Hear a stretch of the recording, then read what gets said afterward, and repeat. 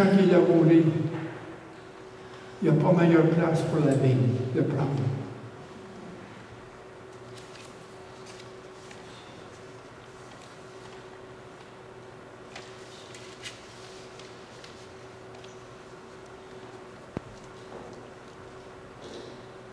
Dans un puits de réveil, Satan fera de tout son pouvoir pour nous empêcher de creuser en profondeur. La prière, la parole, le jeûne.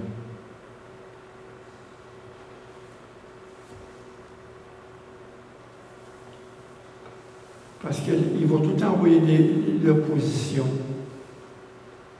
Il va nous tout le temps, où c'est qu'il y a l'échec, c'est qu'il incite à mettre des limites à ce que l'Esprit de Dieu peut faire en nous. C'est tellement subtil,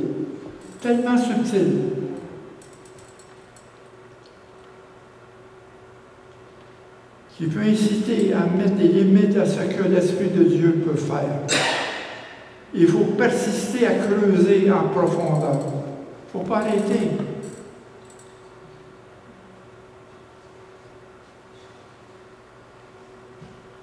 Je ferai une chose à part. J'ai tout le temps creusé des tombes avec la même pelle. J'avais pas peur de creuser.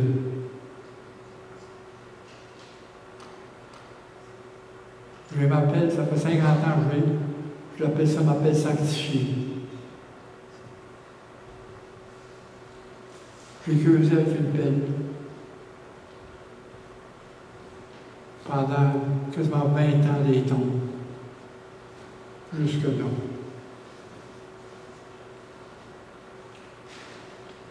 J'ai pas eu peur de creuser. Mais c'est la même chose. Il ne faut pas avoir creusé le puits de réveil.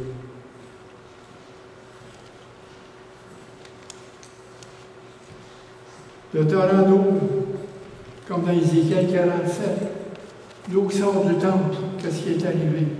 Le courant est assez fort qu'il ne va pas traverser la mort à l'eau. C'est que le courant d'eau a été libéré. Et la puissance de l'Esprit Saint a été libérée. C'est ça qu'il faut faire.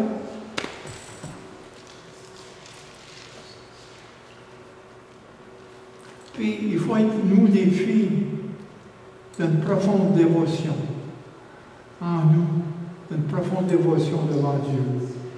Pas devant le ministère, devant Dieu, devant le Christ. Parce que beaucoup plus, dans les églises, ils s'activent à des ministères sans avoir de dévotion avec le Christ. Ils oublient les dévotions. Parce que c'est le ministère qui vient de Jésus, le ministère qui confie dans chacun de nous. Ce n'est pas notre ministère, c'est le ministère de Jésus. Nous sommes ses bras, nous sommes sa bouche, nous sommes ses yeux, nous sommes ses oreilles, nous sommes ses pieds. C'est nous qui transportons la parole. C'est nous qui est la source d'eau.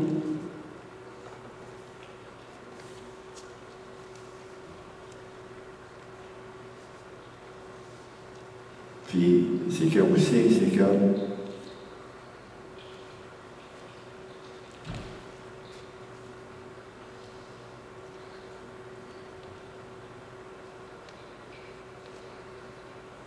dans le verset des boîtes,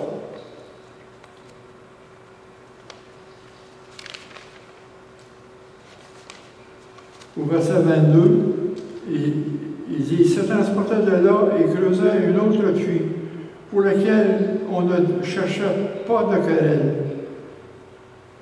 Ils l'ont appelé Rehoboth, car, dit-il, l'Éternel nous a maintenant mis au large, et nous prospérons dans le pays. »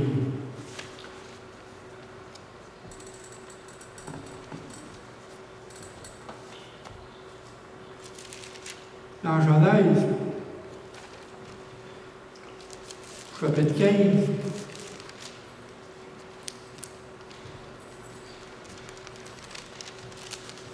Verset 1. Verset 3. Dieu dit à Abraham, « Voici, tu m'as donné de posséder celui qui est né dans ma maison sera mon héritier. » Alors la parole de l'Éternel lui est adressée ainsi, « Ce n'est pas lui qui sera ton héritier, mais celui qui sortira des entrailles qui sera ton héritier. » Et après l'avoir conduit dehors, il dit, « Regarde le ciel, compte les étoiles si tu peux les compter. » Il lui dit, « Telle sera ta prospérité. » C'est ça, le Réhoboth, c'est la prospérité. Il a promis à Isaac, il a promis à Jacob. Il a répété cette chose-là. Parce que dans Genèse 26,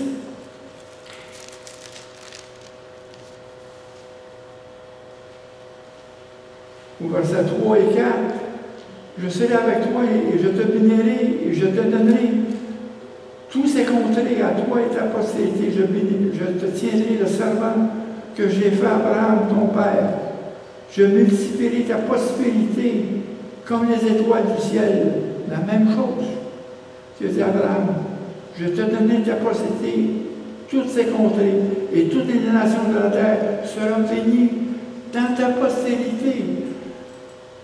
C'est ça les Réhoboth, c'est l'élargissement de l'Église. Et dans le verset 28, dans le psaume, la même chose avec Jacob. Il dit à Jacob, dans le chapitre 28, il répète la même chose, verset 14.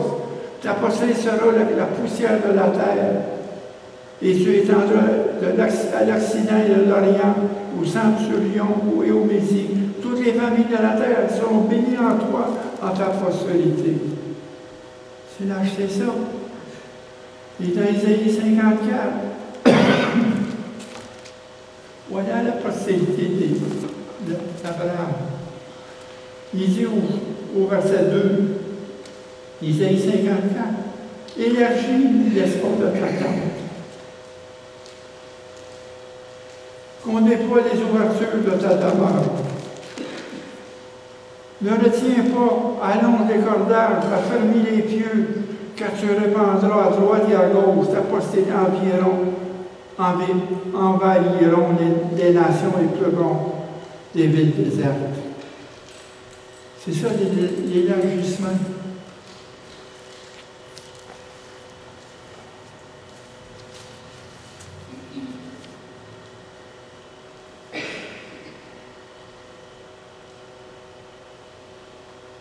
C'est qu'il faut évoquer le souvenir de l'Alliance. C'est que ce que Dieu a fait avec Abraham, il l'a fait avec Isaac, il l'a fait à Jacob, les mêmes mots, les mêmes.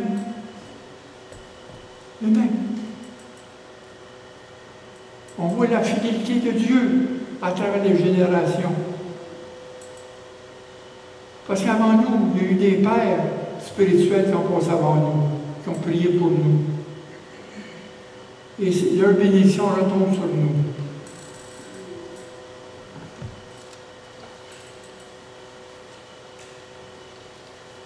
Il faut prendre l'engagement de rechercher l'Éternel de Dieu, de nos pères, de tout notre cœur.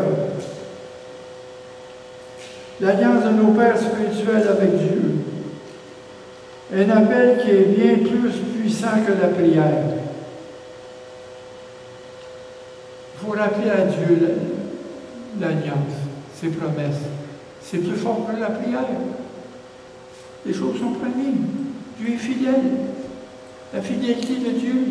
On voit la fidélité de Dieu à travers Abraham, qu'à sa famille, à travers les nations. Nous sommes les fils et les filles d'Abraham. Nous sommes les vrais Juifs. C'est nous. C'est nous. Nous sommes le peuple de Dieu. Nous sommes le peuple de Dieu, béni par Dieu.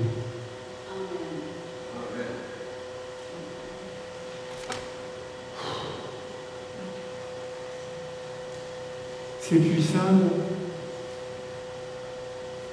Qu'est-ce que Dieu nous demande aujourd'hui?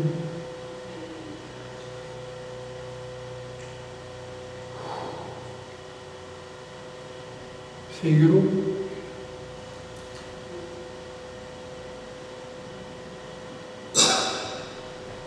Mais la seule chose, c'est par la foi qu'on marche avec lui.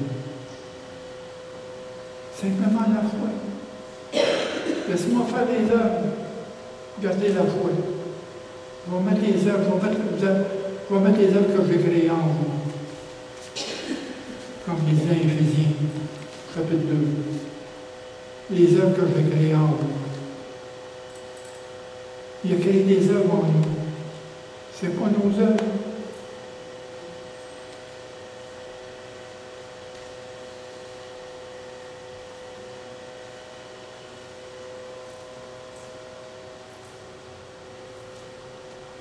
Jésus sur la croix représentait en soi le véritable acte de l'alliance. L'amour de Jésus. Puis au verset 32,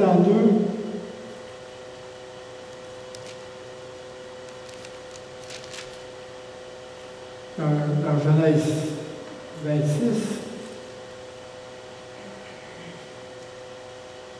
ce jour, les serviteurs d'Isaac vinrent lui parler du puits que vous dit, nous avons trouvé de l'eau. Et on l'appelait Sheba. C'est pourquoi il a donné à la ville le nom de Beersheba jusqu'à ce jour. C'est que l'alliance ouvre la porte, ouvre des portes. Si on voit l'alliance qu'il a faite avec Abraham, dans Genèse 21,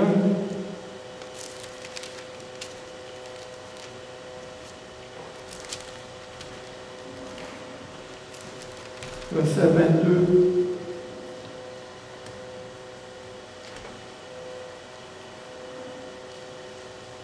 En ce temps-là, Abimelech, accompagnant de Pichol, chef des armées, parla à Abraham, Dieu est avec toi dans tout ce que tu fais.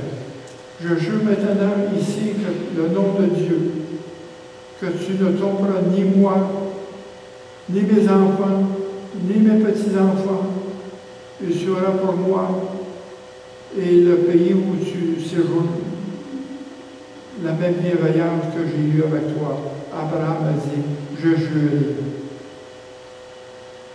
Mais Abraham, après ça, au verset, il a fait avec Isaac, il a répété la même chose au chapitre 26. Abimelech.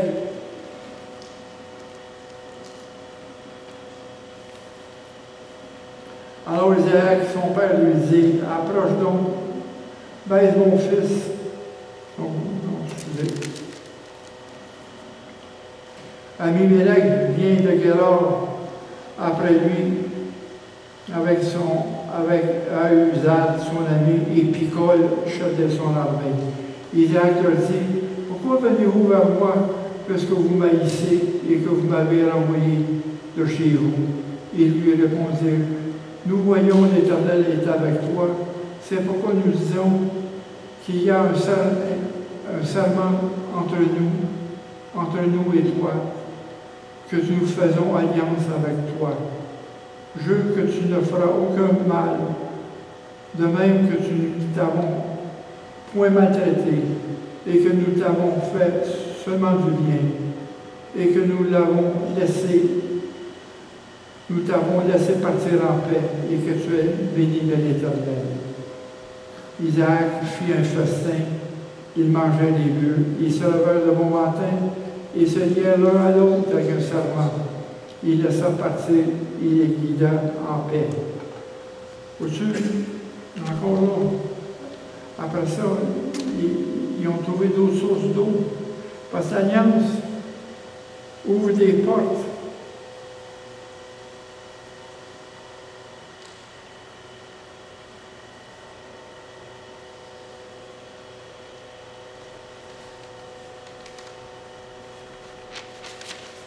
Qu'est-ce qu'il faut connaître là-dedans, pour résumer la chose, c'est que d'aller au bois, c'est qu'il y a une expansion. Dieu n'a aucune limite. Il faut creuser depuis en profondeur. Il ne faut pas lâcher. Il faut que Dieu nous mette au large, libérés pour la prospérité spirituelle pour l'Église. Les hauts-bois, c'est un élargement, une expansion.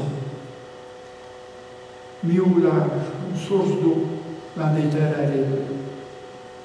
On creuse ici.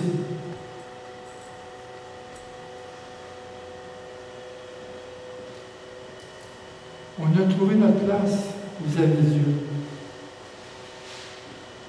On a trouvé Christ en nous. On n'a pas besoin de religion. On n'a pas besoin de religion. On n'a pas besoin de passer par la tente.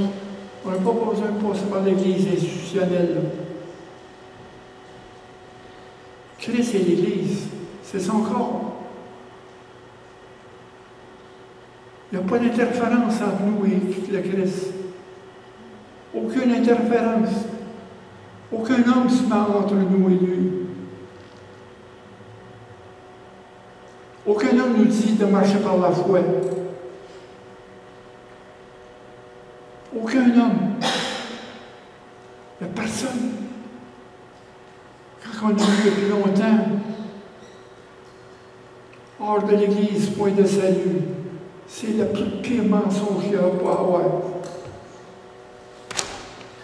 Au lieu de nous prêcher la grâce de Dieu, on nous a fait peur avec l'enfer. Au lieu de nous prêcher la largesse de la grâce de Dieu, comme l'enfant prodigue. Le Père n'a pas donné des miettes à l'enfant prodigue. Il a fait un festin. Il a tué le veau gras pour l'enfant. Il a mis une robe de justice sur lui. Il a mis un anneau, son autorité, son appartenance filiale. Il a mis des sandales, il n'est plus esclave. C'est ça que le Père a fait. L'élargissement de sa grâce, la largesse de Dieu. C'est cette puits-là qu'il faut creuser. Contentez-vous pas avoir l'eau à vos chevilles. Il faut continuer à prier. Il faut continuer à s'édifier dans l'amour. Pas dans la connaissance de l'amour. L'amour édifié, c'est ça, c'est l'allié le plus parfait. Comme j'ai dit dans l'Épître de Jean, et celui qui aime, il est né de Dieu. Né de Dieu. Celui qui aime. Et dans Jacques, il ne faut pas faire exception de personne. On est tous sous la même grâce de Dieu.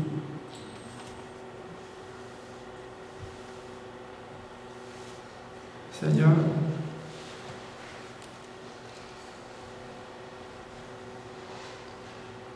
je t'ai donné tes paroles ce matin qui ont dû toucher à différents cœurs. Selon qu'on perçoit ce que tu nous dis, selon que ta semence a tombé dans des bonnes terres, et non pas dans des terres où c'est qu'il y a des mauvaises herbes, des ronces qui peuvent étouffer ta parole, Seigneur. Dégage ces ronces, Seigneur. Que ta parole en nous apporte des fruits. Que ta parole nous éprouve dans la foi, Seigneur. Et bénis ta parole dans chacun de nous aujourd'hui. Au nom de Jésus-Christ. Amen. Alléluia.